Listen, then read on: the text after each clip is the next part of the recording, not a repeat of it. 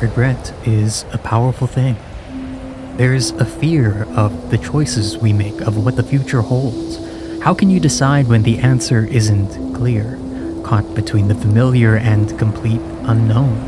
What if the choice is life-changing? What if it's the most important decision you'll ever make? Do you play it safe? Or do you risk it all without looking back?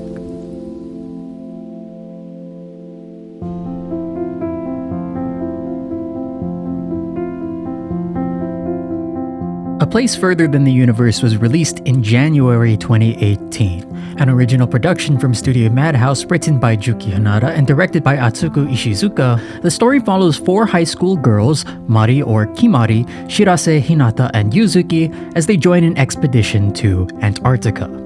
This is one of my favorite shows, a beautifully animated piece of art with an emotionally devastating climax that is as close to perfect as you can get. Or at least I think so. But why talk about this show after all this time? And I can't believe it's 7 years old at this point. Well, for one thing, if it gets at least one person to watch it who hasn't before, good, you need to watch this show.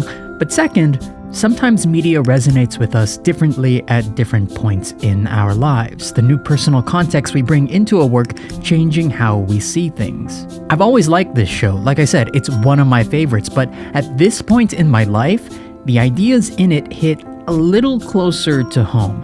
And having rewatched the show, I can say that as silly as it sounds, it changed my life in a fairly drastic way. The show is another entry into the genre of cute girls doing cute things, the cute thing this time being going to Antarctica. If you've never seen the show before, it is a seemingly ridiculous premise. The show itself points out how improbable it is for high schoolers to go on a trip like that, but the circumstances surrounding the adventure grounds that journey in something that is, at the very least, plausible, that circumstance being an underfunded civilian expedition attempting to promote the endeavor by recruiting a well-known high school student celebrity who in turn only agrees to the trip if her newfound friends come with her. Contrived? Maybe a bit, but I've suspended my disbelief for far worse things, and you don't really think about it all that much anyways because the show spends a lot of time diving into the logistics of everything. The challenge for Antarctic living up to its name in more ways than one. Staffing issues, funding problems, weight restrictions, awkward sunburns. The show considers a lot and does a good job crafting something that feels real. The world building in that sense is top-notch. But you don't really watch a show like this for the realism. You watch it for the vibes, and the vibes are comfy. It's the story of four girls on a journey to Antarctica while also dealing with their own struggles. Himari's regret over a wasted youth, Shirase's grief about her mother, Hinata's betrayal by her classmates, Yuzuki's insecurities, and loneliness. That's the baggage the characters bring with them on their adventure, the journey signifying different things for each of them. A call to adventure, acceptance of loss, moving on from the past, a simple trip with friends. These are not life or death stakes, even though Antarctica is a pretty dangerous place. They are very personal, and it's deeply cathartic watching strangers come together to support each other, eventually becoming the best of friends.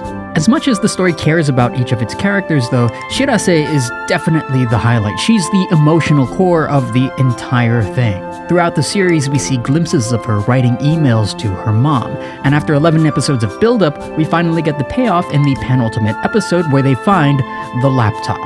When Shirase finally opens her mom's laptop and sees hundreds of emails flood into that inbox, she comes to terms with the fact that they will never be read. And it's heartbreaking. There's a lot to talk about in that moment alone. It resonates with a lot of people, which is why it hits so hard. But the character that resonates with me the most at this point in my life isn't Shirase, it's Kimari. Kimari is a listless girl filled with ambition but lacking the drive to back that up. For her, the journey she goes on is one of personal outward change, which is unlike the rest of the girls. For them, it's about acceptance, whether that be of themselves or things that happen to them. That's personal change in its own right, sure, but it's a bit more subtle than Kimari. Shirase confronts grief, Hinata rebuilds trust, Yuzuki opens up herself to friendship, but Kimari's journey is one of becoming. She's redefining who she is. That isn't to say that the changes in the other girls aren't meaningful or important, it's just that they're internal, a coming to terms with something already inside of them.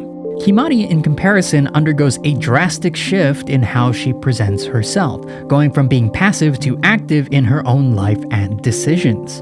I know this does happen in the very beginning, but it's a change that influences Kimari throughout the show. At the start, she was unable to even ditch school for a day to go on an adventure, making all kinds of excuses to justify why she couldn't. While ditching school doesn't seem like that big of a deal, as someone who personally has never done it before, I think that it is. Outside of the guilt of shirking responsibilities or worrying about consequences, there's a fear in stepping outside the bounds of how things normally are, because it means stepping into the unknown. To some, the new and different is an exciting prospect. I mean, where's the fun in doing the same things every day? Even Kimari seems to think that. However, a lifestyle of sticking with the familiar, walking down a path that's well established, is more about safety than it is fun. In Kimari's excuses, you see a similar theme: weather, disasters. Those are things that she can't influence. Do what you normally do, and the end result is, for the most part, predictable. And there is a comfort in that. It gives a sense of security and control. Fear of the unknown. Fear of failure is what drives Kimari's stagnation, a life locked into doing the same things every day. Remove uncertainty and doubt from the choices you make, and things will be less likely to go wrong. You know how things will turn out. The devil you know is better than the devil you don't, after all. That's how Kimari sees things in the beginning, at least. It takes someone like Shirase, someone so dedicated to her convictions, so driven by her beliefs, to change Kimari's mindset.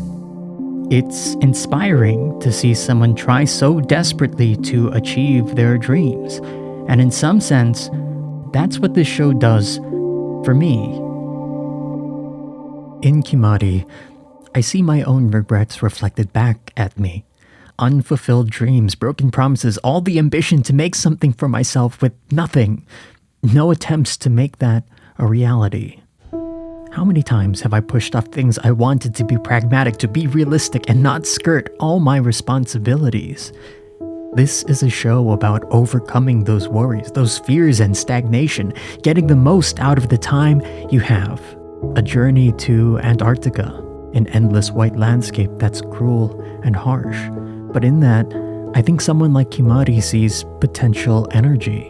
An empty canvas that can be built upon only by those who have the will to make it there, who have the drive to succeed. I think we all have a version of that Antarctica in our minds, a place we wish we could go to that seems impossible to reach. It doesn't have to be something physical, it can be a goal or an idea. In other words, a dream. What have I done to reach that place? Have I even tried to make it there? That's the question I ask myself when watching this show, and for a long time the answer was no. That pragmatic part of me, the one who's realistic, it sees that as wasted time spent on frivolous things. Why dedicate time chasing something that realistically I could never achieve? But recent events in my life have made me question the decisions I've made to that end. And I'm not sure why, but I thought of this show. A show about 4 girls that go to the edges of the earth on a whim, who face challenges and hardship, constantly questioning whether or not their journey will even succeed. Watching them scream in your face out in the icy wilderness when they finally make it there, a rebuke of all their uncertainty and doubt, it inspires me to no end. To get a bit personal, the reason I rewatched the show was because I have a big decision in front of me. To stay at a job I don't really like, or to take a risk and follow my dreams. Like Kimari, I played it safe in life, doing what I was supposed to and not taking advantage of what time I have. Never ditching school to go on an adventure, never calling out sick at work to have an extra day off. Too afraid to bend the rules, a sense of guilt chaining me down to how things should be. That isn't to say that I think I should abandon all my responsibilities, that I should mindlessly throw caution to the wind.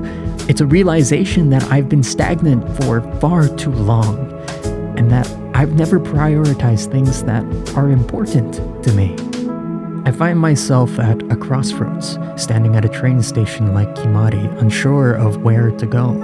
All I know is that I want to make something of myself. I know I want my life to change. I want to make it to my own Antarctica, a place brimming with possibilities. Kimari and the rest of them made it there through their own efforts, and it makes me wonder what I have to do to make it there myself.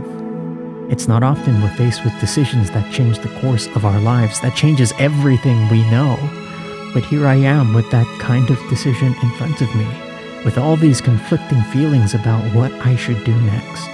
This is a show about living life to the fullest and stepping into the unknown without regret, saying that there's more to life than playing by the rules, and sometimes it's okay to break them.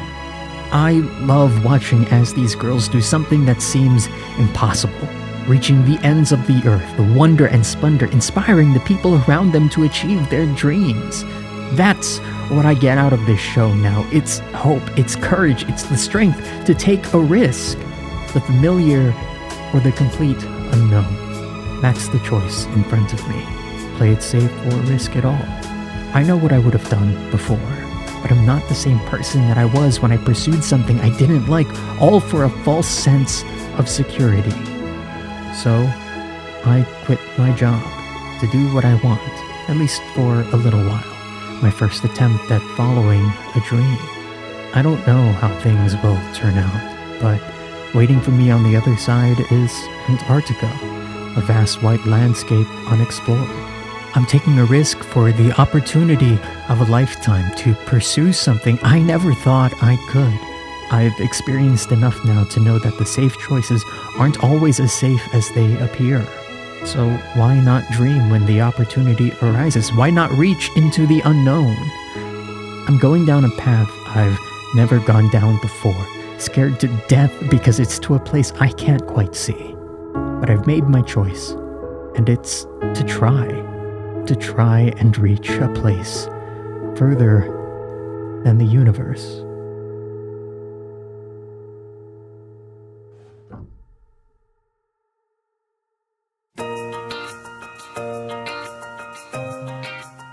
As always, thank you so much for watching. It's been a while, hasn't it? Sorry for the long hiatus. I was focusing on my full-time job, but like I said in the video, I quit. So now I can focus on making videos for a little while. I have enough to last me for some time, but that being said, I do want to make this channel a bit more sustainable, so with that, I'm launching a Patreon where you can support me for as little as $1. $5 gets you your name at the end of videos and access to all the music I use for the channel, because if you didn't know, I make a lot of the background music. For $10, you get access to my scripts and higher quality versions of the music, along with bonus tracks that didn't make the cut. I also went back and remastered a lot of my older tracks exclusively for $10 patrons. You're more than welcome to use the music in any way you want, including using them for your own videos if that's something you're interested in. All I ask is that you credit me with a link to my Patreon if you do. You can follow me on socials if you want. I'm at It's Kyle Robes on Twitter and Instagram, and at Kyle Robes on Blue Sky.